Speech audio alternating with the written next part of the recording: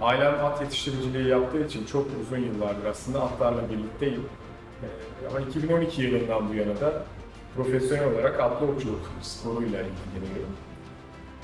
Bugüne kadar pek çok başarı kazanmak nasip oldu. Hem ülkem adına hem bir Kırım Tatarı olarak öz vatanım adına farklı farklı başarılara imza attım. Atlı okçuluk camiasında çok uzun zamandır bulunuyorum ve etrafımdaki herkes de benim Kırım Tatarı olduğumu biliyor. Bundan dolayı çok mutluyum.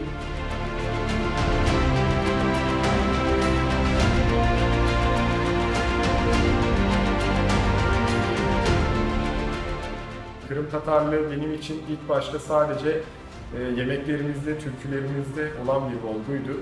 Fakat sonrasında Türkiye'de, Ankara'da Kırım Derneği ile tanışmamla beraber hem Tatarca öğrenip sonrasında da farklı etkinliklerde, organizasyonlarda görev alarak Kırım Tatar bilincimi geliştirdim.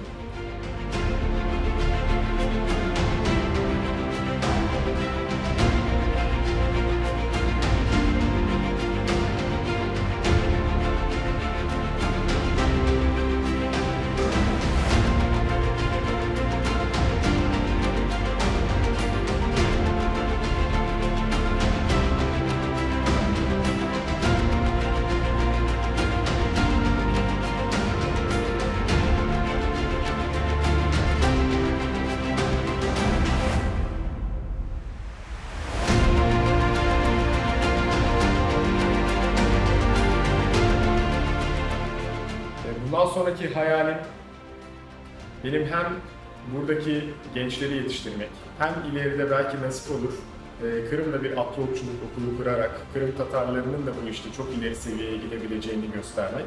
Çünkü bu bizim atalarımızdan gelen bir spor. Bir futbol, bir basketbol değil. Bizim aslında içerisinde olmamız gereken ve bizim aslında zirveye çıkarmamız gereken bir spor.